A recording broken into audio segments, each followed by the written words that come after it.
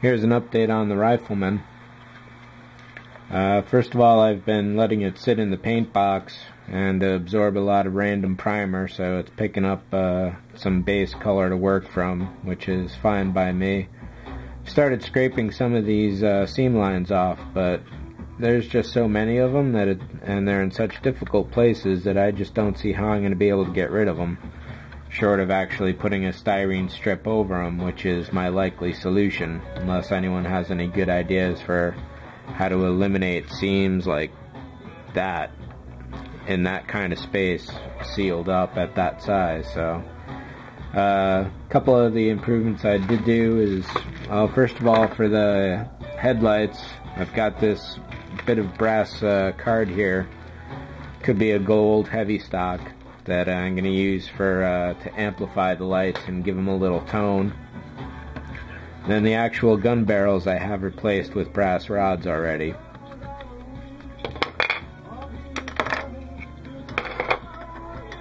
I didn't get that process on tape at all, but basically it was just cutting a lot of brass rod stock, different lengths, sliding it different pieces, making little rings. Here's actually a good example of the proof. This one I just gouged up on purpose to start simulating some damage. So it's just one brass rod slid into another. So I'll have to glue this one now that I've found it. But it looks great. There's no way to simulate this in plastic, though it is certainly sharp. On two of these guns, the ends are the originals that I sliced off the plastic guns. This one I've extended with a bit of heat shrink on the front there. Or actually, this is a LED holster. This is going to be a large laser rifle, so there's going to be a LED nub in there, basically, as the focusing scope, lens, mirror, however lasers work. Otherwise, I wound up boring straight through each end of these. I destroyed one or two of them, thus I only have... I destroyed one of them. These are the three. This one's dressed up with some heat shrink and then drilled through for machine gun flare suppression.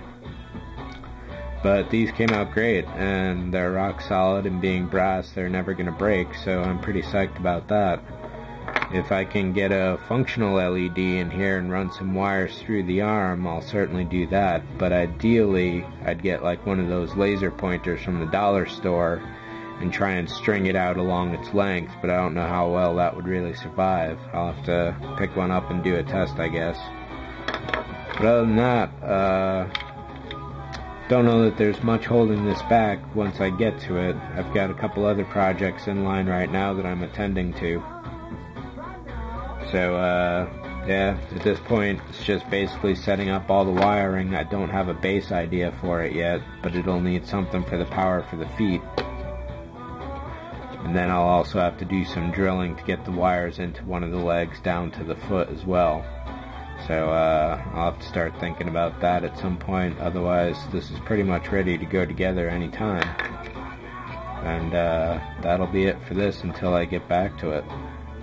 But hopefully soon, by the end of January at the very latest.